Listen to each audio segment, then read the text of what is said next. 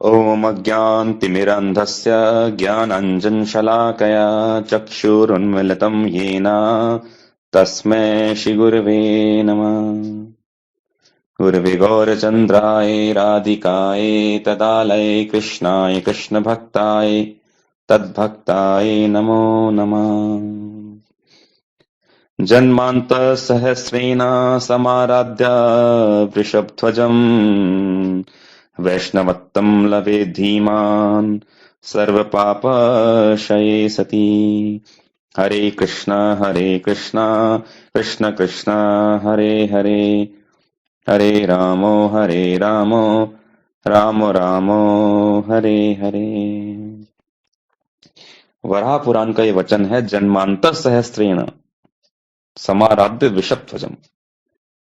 जिसने हजारों जन्म तक शंकर जी की आराधना की है और उसके द्वारा अपने सब प्रकार के पापों का नाश किया है, वे ही वैष्णव हो सकते हैं। वैष्णवत्तम लवे धीमान।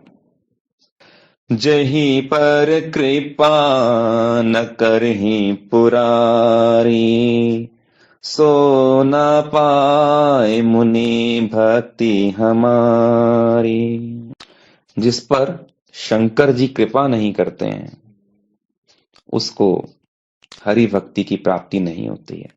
भगवान शंकर इस संसार में कृष्ण के गुणावतार के रूप में प्रकट होते हैं, अर्थात वो तमोगुण के अधिष्ठात्र देवता के रूप में कार्य करते हैं।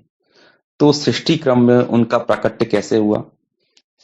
ब्रह्मा जी ने जब सृष्टि विस्तार करनी चाही, तो उनकी दोनों भावों के मध्य से एक बालक प्रकट हुआ, जो कि प्रकट होते ही रोने लग गया।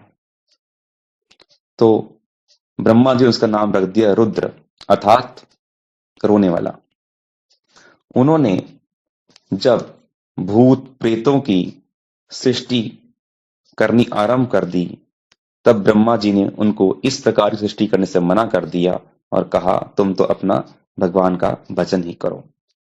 और तब वो अपने भगवान हरि के प्रिय नाम जप में, कीर्तन में लग गए। पद्यति नेत्रम विदुपंचवक्त्रकं गंगाधरं निर्मल चंद्रशेखरम् मंदाकिनी पुष्कर बीजमालया कृष्णेति नामे जपामुदन्तम्। पद्यति नेत्रम, तीन नेत्र हैं। पंचवक्त्रकम, पांच मुख हैं। सिर पर गंगा धारण की हुई है और माथे पर चंद्र सुशोभित है। मंदाकिनी पुष्कर बीज मालया, गंगा में खिलने वाले कमल के बीजों की माला लेकर क्या कर रहे हैं? कृष्णेति नाम है जपा मुदंतम, भगवान कृष्ण के नाम का उच्चारण कर रहे हैं। हरे कृष्ण कृष्ण कृष्ण हरे हरे, हरे राम राम राम हरे हरे।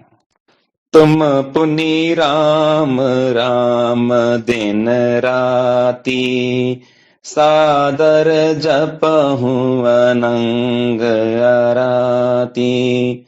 संतत जपत शंभु अविनाशी, शिव भगवान ज्ञान गुण राशि।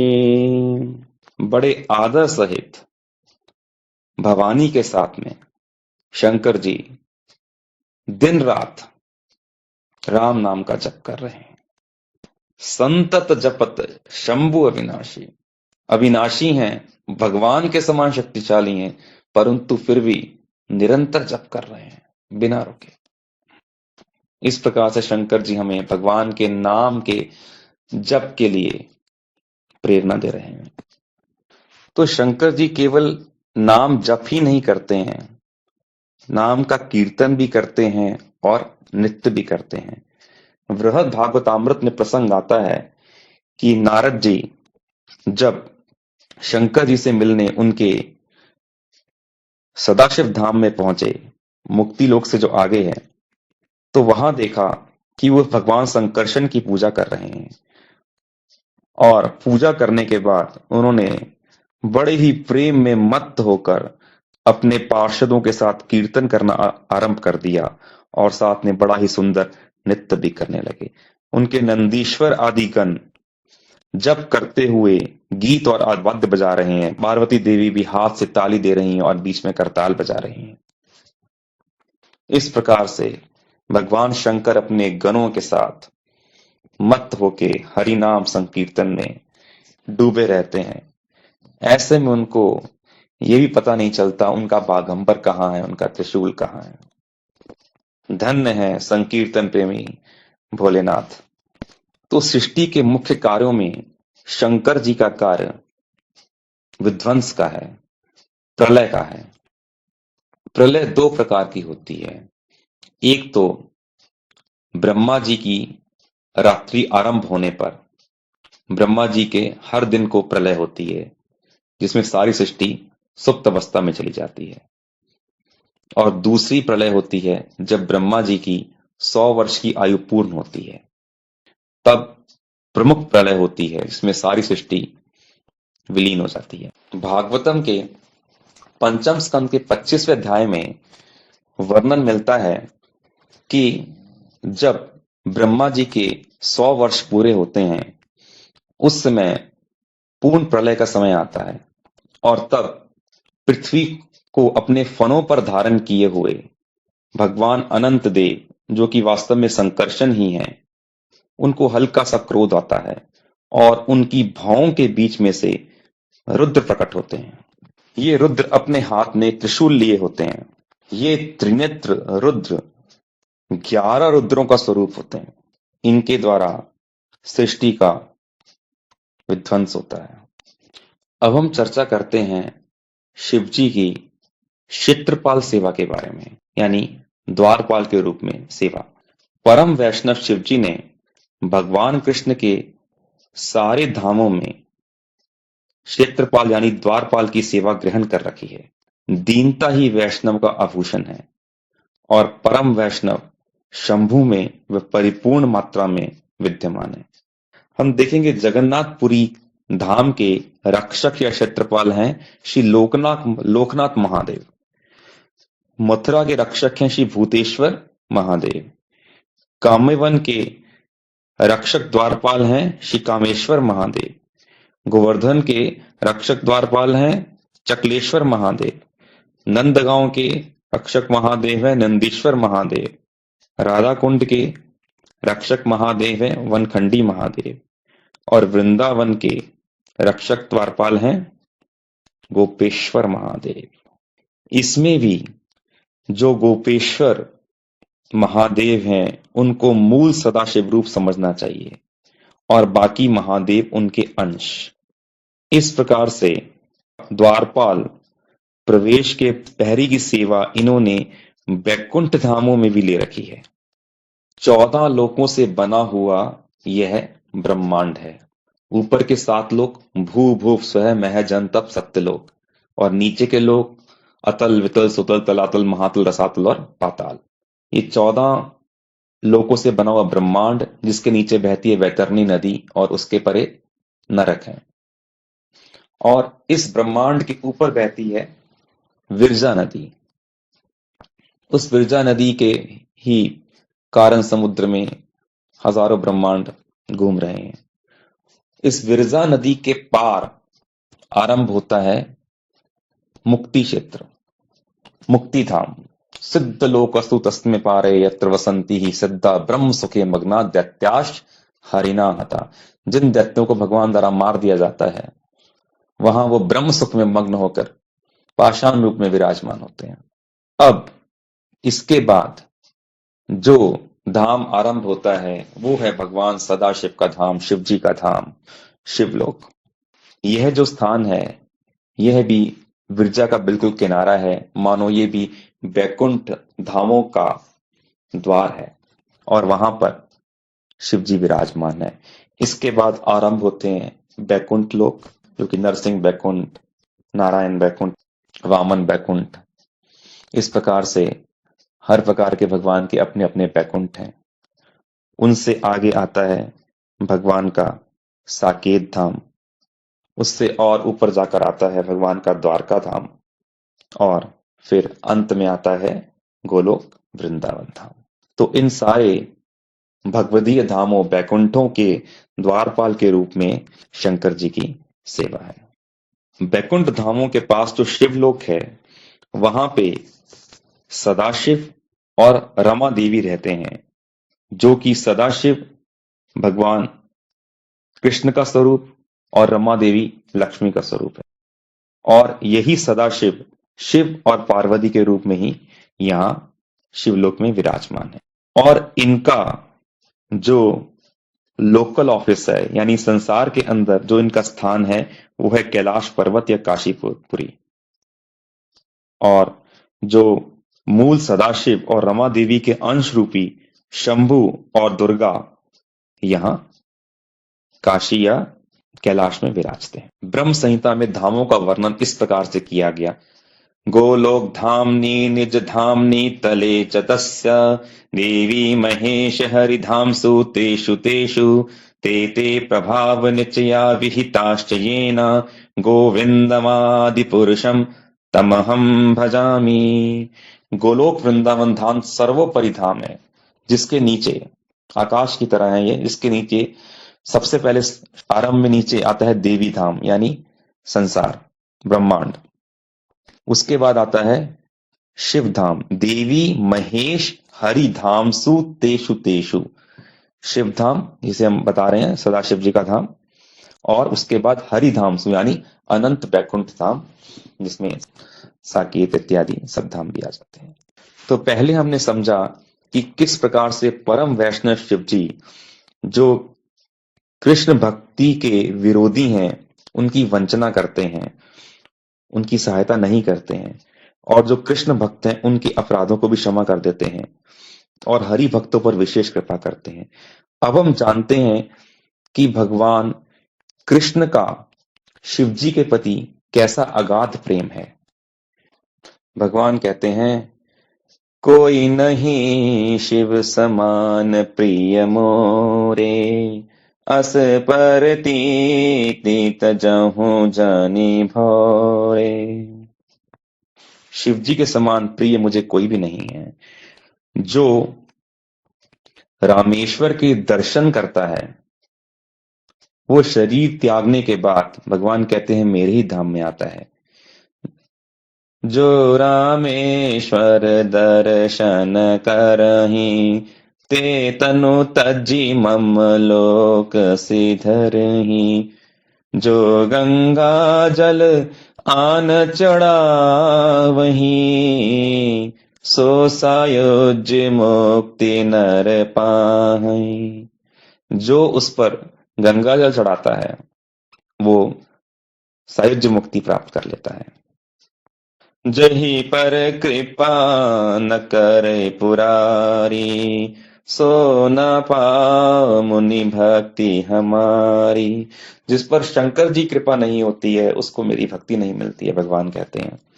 तो भगवान का शिव जी के प्रति इतना प्रेम है कि जब कभी भी शिव जी किसी विपदा में फंस गए, तो श्री कृष्ण उन्हें बचाने के लिए तैयार रहते थे। एक बार मैं दानव के पास सारे राक्षस पहुंच गए और कहा कि हम देवताओं से हार जाते हैं, अब कुछ कीजिए। तब मैं दानव ने अपनी कुशलता से सोना, चांदी और लोहा, तीनों धातुओं से एक एक बड़ा ही विशाल विमान बनाया। अब उस विमान के द्वारा वो कहीं पहुंच जाते और युद्ध करने लगते। शिव जी देवताओं के साथ में थे। शिव जी जब दैत्यों को सबको मार देते, तब उनके शरीर को उठाकर मैं दानव ले जाता और ले जाकर इन विमानों में पड़े अमृत कुंड में डाल देता, जिससे वो जीवित हो जाते। शिव जी मारते मारते थक जाते, पर वो सारे राक्षस वापस लौट के आ जाते। जब शिव जी ने कृष्णा को ये बात बताई, तब श्री कृष्ण गाय का रूप धारण किए और ब्रह्मा जी को बछड़े का रूप धारण करवाकर वे दोनों उस विमान पर पहुंचे, जहां पर वो अमृत का कुंड बना था। और उन्होंने सबको मोहित कर लिया, इसलिए किसी ने उनको रोका नहीं और वो दोनों गाय और बछड़ा सारा का सारा अमृत पी गए। इस प्रकार से अब दैत्य बलहीन हो गए और शिव जी ने उनका शीघ्र ही संहार कर दिया।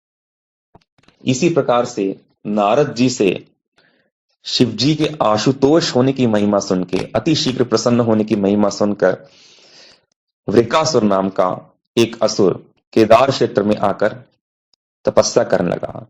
उसने अग्निकुंड लिया और उसमें अपना शरीर होम करने लगा। अंत में जब वो गर्दन काट कर डालने लगा तो शिव जी ने आकर उसका हाथ रोक लिया और बोला, क्या वर मांगते हो? उसने कहा, मैं जिसके सिर पर हाथ रखूं वो भस्म हो जाए। शंकर जी ने तथास्तु कह दिया। अब वो उसकी पार्वती जी पर कुदृष्टि थी और वह शंकर जी पर परीक्षा करना चाहता था। इस भाव से वो उनके पीछे भागा और शंकर जी आगे आगे भागे। तब जब परेशान हो गए तब उन्होंने भगवान को स्मरण किया और भगवान ने अपनी वाक चातुरी से उसको समझा दिया कि तुम किस नशा करने वाले शिव की बातें मान रहे हो, ये विश्वास योग्य नहीं है। अगर तुम्हें परीक्षा ही करनी हो तो अपने सिर पे हाथ रख के देख लो। वो भगवान की मोहिनी माया में फंस गया और उसने अपने सिर पर हाथ रखा और भस्म हो गया। इस प्रकार से भगवान ने वृकासुर से शिव जी की रक्षा की। जब समुद्र मंथन का समय था, उस समय सारी लीला भगवान रच रहे थे। कछुए का अवतार लिया, वासुकी की रस्सी बनाई और जब उसमें से विष निकला तो अपनी दृष्टि मात्र से वो विष को समाप्त कर सकते थे, परंतु फिर भी उन्होंने महादेव की बड़ाई करने के लिए उनको बुलाया, देवताओं से प्रार्थना कराई और उसके बाद जब महादेव ने उस विष को धारण किया गले में तो वो नीलकंठ कहलाए। इस प्रकार से भगवान कृष्ण अपने भक्त की महिमा संसार में बढ़ाते हैं। शिव जी जब अपने किसी भक्त की रक्षा करने के लिए भगवान से युद्ध करने भी आए, तब भी कहीं भगवान ने उनका अपराध नहीं माना।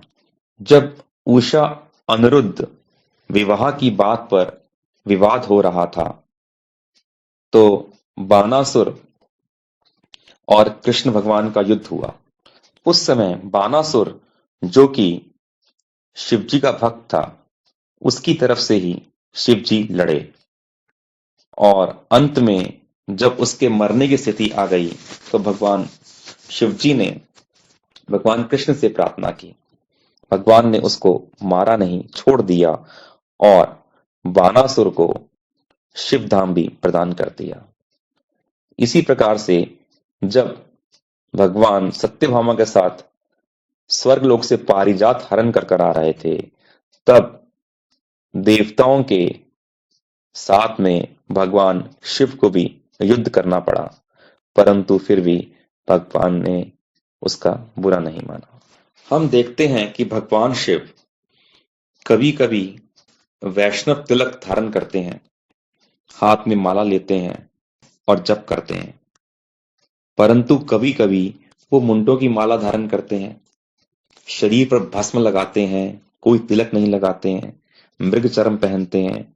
उनके इस दोनों प्रकार के वेश का क्या रहस्य है? एक बार पार्वती जी ने शिवजी से यही प्रश्न किया। पद्म पुराण के उत्तरकांड के 235वें अध्याय में यह बड़ी गुप्त वार्ता बताई गई है। शंकर जी कहते हैं, हे देवी, यह रहस्य अति गूढ़ है और सब पर प्रकट करने योग्य नहीं है। शिवजी कहते हैं, मैं सदैव से ऐसे मुंडों की माला, भस्म धारण नहीं किया करता था। पहले मैं भी वैष्णव तिलक व हरिनाम ही धारण करता था, परंतु एक बार स्वयंभु मनु के मनवंतर में नमुची नाम के दैत्यों ने बड़ा आतंक मचाया। वो भगवान की आराधना करके वर प्राप्त कर लिए थे और उन वरों के बल पर उन्होंने देवताओं को हरा दिया और भगा दिया। तब देवता बड़ी दुखी हो गए और शरणागत होकर भगवान के चरणों में आए और अपना दुख व्यक्त किया। तब भगवान ने शंकर जी को बुलाया और उनसे कहा कि दैत्य मेरी आराधना करके वर प्राप्त करते हैं और फिर मेरे ही भक्तों को परेशान करते हैं। अतः आप एक ऐसे मोह शास्त्र की रचना करो जिसमें सब आपको ही भगवान जाने और मुझे भगवान ना समझे। आपकी इस लीला में सहयोग के लिए मैं भी आपकी पूजा करता रहूंगा। आप उनको ऐसे मार्ग पर लेकर जाओ जो वेदों के विरुद्ध हो, यानी पाखंड मत में लेकर जाओ। आप हड्डी, भस्म, खोपड़ी, मृगचर्म आदि धारण करना और पाशुपत धर्म स्थापन करना, जिसमें कंकाल, शैव, पाषंड, महाशैव आदि धाराएं हों।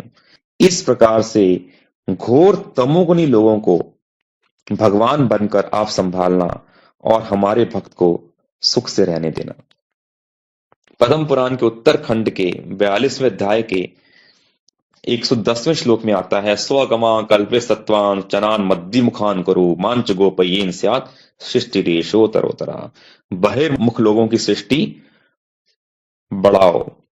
स्वगमा कल्पित सत्वान, आगम आदि शास्त्रों से परे मनोकल्पित मत का प्रचार करो और मुझे लोगों से छुपा दो। जनान मद विमुखान करो। फिर आगे बोलते हैं, मायावाद असत शास्त्रम प्रच्छन्नम बौद्धमुच्यते मय विहितम देवी कलो ब्रह्म मूर्तिना। हे देवी पार्वती, कलयुग में ब्राह्मण मूर्ति के रूप में मैंने ही मायावाद का प्रचार किया है। यह मायावाद असत शास्त्रम, बिल्कुल गलत शास्त्र है। ये छुपा हुआ बौद्ध मत है। बौद्ध मत क्या है? बौद्ध मत निरीश्वरवाद है, अर्थात कोई ईश्वर नहीं, केवल एक शून्य है। इसे शून्यवाद भी कहा जाता है। और जो मायावाद है उसमें कहा गया कि ईश्वर शून्य नहीं है, ईश्वर प्रकाश रूप है, ब्रह्म है, और वो ईश्वर तुम ही हो। तो यह एक प्रकार से छुपा हुआ प्रच्छन्न बौद्ध मतवाद ही है। तो कलयुग में शंकराचार्य के रूप में मैंने स्वयं आकर इस असत धर्म का प्रचार किया।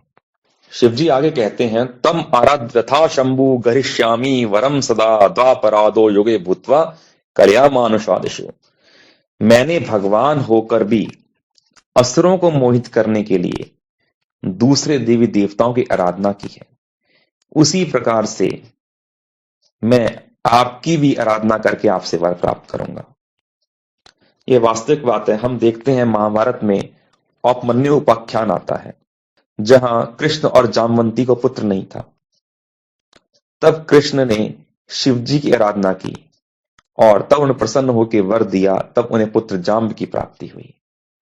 इसी प्रकार से सीता जी ने भी विवाह से पूर्व गौरी देवी का पूजन किया था और भगवान श्री राम ने रामेश्वर शिव की पूजा की थी।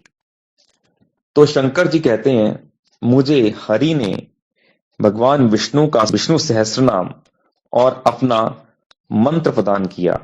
कहा, इस मंत्र का जप करते रहने से और विष्णु सहस्त्रनाम का पाठ करने से तुम ये सब जो अवैधिक कार्य करोगे, इनका बुरा प्रभाव तुम पर नहीं पड़ेगा। तो भवानी, मैं सदा भगवान के नाम का स्मरण करता रहता हूं। मैंने भगवान की आज्ञा के अनुसार तामसिक पुराणों और शैव मतों का प्रचार कराया। गौतम, कण्व आदि मुनियों द्वारा, और जो भी तामसिक आसुरिक लोग थे वो विष्णु की पूजा भक्ति से दूर हो गए और मेरी भक्ति कर कर मुझसे वर पाने लगे।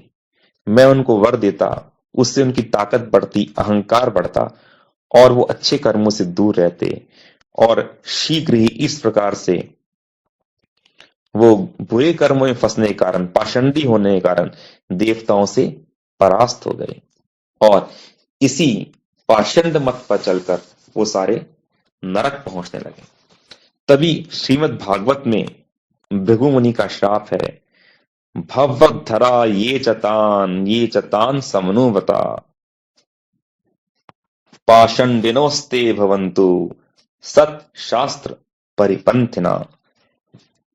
भागवत के चतुर्थ स्कंद में भृगु जी द्वारा दिया गया शाप यही है, भवद्धरा ये च, जो शंकर जी का व्रत करेंगे।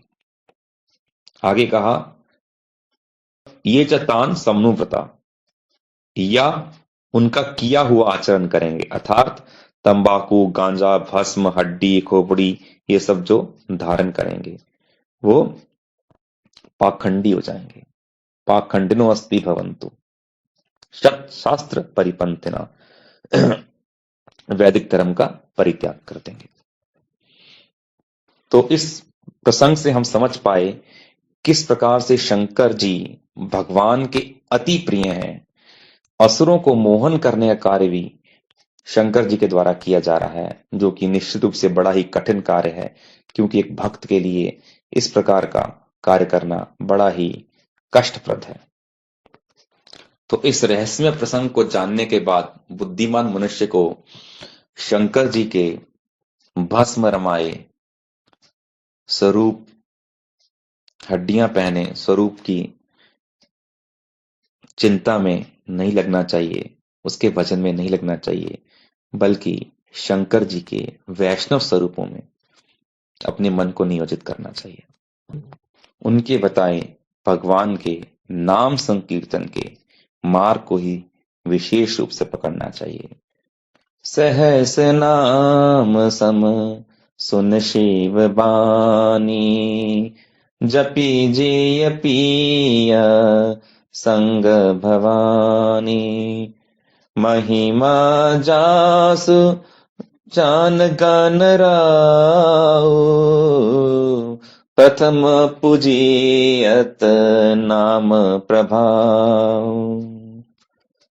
जब पार्वती जी को पता चला कि भगवान विष्णु के 1000 नामों के बराबर एक राम नाम है, तब से वो शंकर जी के साथ में राम नाम का ही जप करने लगी। और राम नाम की महिमा तो गणेश जी जानते हैं, जिसकी परिक्रमा करके उन्होंने प्रथम पूजा करने का अधिकार पा लिया। षटपदी सूत्र में शंकर जी स्वयं इस बात को स्वीकार करते हैं। गर्ग संहिता में यह दे रखा है, सत्यपि भेदापगमे नात्वाहं नमामि कीनस्तम, समुद्रो हि तरंग क्वचन समुद्रो न तारंग। परमार्थ की दृष्टि से हे प्रभु, आप में और मुझ में भेद नहीं है, पर फिर भी मैं आपका हूं, आप मेरे नहीं।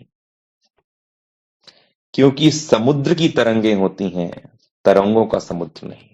कहने का मतलब है कि भगवान विभु हैं और शिव जी उसके अनुपात में तरंग के समान है। इसलिए शिव जी और भगवान कृष्ण में युगपत भेद और अभेद है। तो शंकर जी की पूजा के विषय में संक्षिप्त चर्चा करेंगे। भगवान गीता में कहते हैं, नात माम अभिजानन्ति तत्वेन अतः च्वन्ति ते। मुझको जाने बिना, मुझे तत्व की दृष्टि से समझे बिना वे गिरते हैं, बार बार संसार में जन्म लेते हैं। तो एक पूजा होती है तत्व ज्ञान के साथ में, और एक पूजा होती है तत्व ज्ञान के बिना। जो तत्व ज्ञान के बिना पूजा है उसका फल यही नष्ट हो जाता है, और जो तत्व ज्ञान के सहित पूजा है उसका फल कभी नष्ट नहीं होता, और उससे नित्य वस्तु की प्राप्ति हो जाती है। श्री भगवान 7वें अध्याय भगवान बोलते हैं, कामस्तैस्तैरत ज्ञाना प्रपदन्ते अन्न देवता तम तम नियमम आस्थाए प्रकृत्या नियता स्वया। सकाम इच्छाओं से लोग विभिन्न देवताओं की आराधना करते हैं, उनके नियमों का पालन करते हैं, उनका भजन करते हैं। मेरी व्यवस्था के अनुसार उनको सब फल मिलते हैं, परंतु अंतवतु फलम तेषाम तद्भवत्यल्पमेकसाम। उन अल्प बुद्धि वाले भक्तों को जो फल प्राप्त होता है वो नाशवान है, अनित्य है, अर्थात इसी संसार में रहने वाला है, खत्म हो जाएगा। क्यों खत्म हो जाएगा? क्योंकि वो तत्व को नहीं जानते हैं। तत्व क्या है? ये अप्य अन्न देवता भक्ता यजन्ति सत्यान्विता ते अपि मामेव कौन्तेयन्ति अविधि पूर्वकम। जो अन्य देवी देवताओं की उपासना करते हैं श्रद्धा पूर्वक, ते अपि मामेव कौन्ते, करते वो मेरी ही हैं, परंतु कैसे? अविधि पूर्वक, गलत विधि से। क्यों? क्योंकि अहम ही सर्वयज्ञानाम भोक्ता च प्रभुरेव च। सारे यज्ञों का भोक्ता मैं ही तो हूं, उनका प्रभु ही मैं ही हूं। ना तु माम अभिजानन्ति तत्वेन तच्वन्ति ते। इस बात को ना जानने के कारण वो तत्व से च्युत हो जाते हैं, अर्थात उनको जो फल मिलता है वो नाशवान फल मिलता है। उनको नित्य फल, नित्य वस्तु भगवान की प्राप्ति नहीं होती। तो साधारण शब्दों में अगर कहें तो देवताओं की पूजा का फल नाशवान है और भगवान की पूजा का फल नित्य है। वो आपको भगवत धाम तक लेके जाएगा, परंतु देवताओं की पूजा का फल यही नष्ट हो जाए। शिव जी को अगर हम तत्वतः जानकर उनकी सेवा करते हैं तो हमें पूर्ण फल की प्राप्ति होगी, और अगर हमको तत्व से जाने बिना पूजा करते हैं तो हमें नाशवान फल की प्राप्ति होगी। अगर हम शिव जी को स्वतंत्र ईश्वर मानकर पूजा करते हैं तब हमें देव रूपी नाशवान फल की प्राप्ति होगी, और अगर हम उनको भगवान के अनुगत मानकर, कृष्ण का गुणावतार जानकर, कृष्ण का अंश स्वरूप समझकर ही पूजा करते हैं तो हमें पूर्ण फल की प्राप्ति होगी। इसलिए जो शिव जी की पूजा का पूर्ण फल उठाना चाहते हैं उनको इसी भाव में प्रतिष्ठित होना पड़ेगा, वैष्णवानाम यथा शंभु। वैष्णव सदैव विष्णु तत्व स्वरूप सदाशिव भगवान की पूजा करते हैं और गोपेश्वर महादेव की पूजा करते हैं। गोपेश्वर महादेव के श्री चरणों में प्रार्थना करके इस कथा का यही उपसंहार करते हैं। वृंदावनावनीपते जय सौम सौम मौले सनक सनंदन सनातन नारदेडय गोपेश्वर व्रजविलासी युगांद्रिपद में प्रेम प्रच निरुपादि नमो नमस्ते। वृंदावनावनीपते, हे वृंदावन के द्वारपाल, हे सौम आपकी जय हो। आपके भाल पर चंद्रमा सुशोभित है। सनक सनंदन सनातन नारद है। सनक, सनातन, सनंदन और नारद आदि मुनियों द्वारा आप पूजित हैं। गोपेश्वर व्रजविलासी युगांतिपद में, हे गोपेश्वर प्रभु, हे ब्रज में लीला करने वाले